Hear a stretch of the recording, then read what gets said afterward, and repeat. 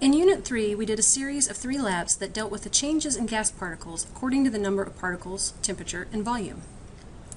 The first of our 3 gas labs involved the number of particles. As we increased the number of particles, the pressure of our gas increased as well. When graphed, we discovered this increase occurred at a constant rate. So this relationship is known as directly proportional. So if we have an initial number of particles, they will exert a certain pressure. If we change the number of particles, the pressure will increase at a certain rate. We can therefore represent this relationship mathematically as directly proportional equation.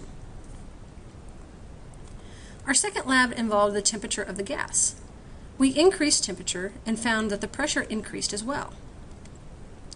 Our graph again showed this to be a constant rate of change, so the relationship was defined as directly proportional, which allows us to represent this change in a directly proportional mathematical relationship.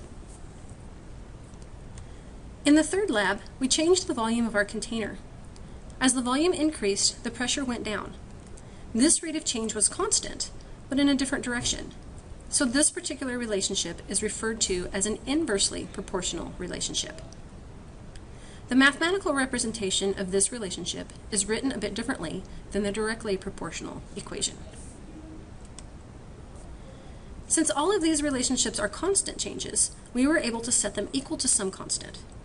If you remember then, we waved our magic algebra wand and combined these equations into one big relationship. And again, since all of these variables are constant to one another, we can say that an initial set of conditions can be set equal to the second set of conditions. So let's look at a problem. A sample of gas occupies 806 milliliters at 26 degrees Celsius and 998 millimeters of mercury in pressure. Find the volume of the gas at standard temperature and pressure. What do we know here? We know that we have an initial volume of 806 milliliters, an initial temperature of 26 degrees Celsius, an initial pressure of 998 millimeters of mercury. We also know that we want to change these conditions to standard temperature and standard pressure. We want to find the volume of this gas. We happen to have an equation that uses these variables, so that's the one that we are going to use. Now notice that our number of particles do not change. We can delete that. If we eliminate the number of particles on each side, we are left with this equation. From here, we can plug in the values we have for each variable. Notice on the right, we have our unknown, which is our second volume.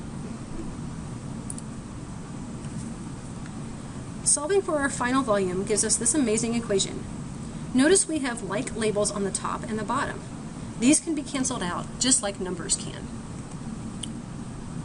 If we do the math on the top and the math on the bottom, we are left with 966 milliliters for our final volume.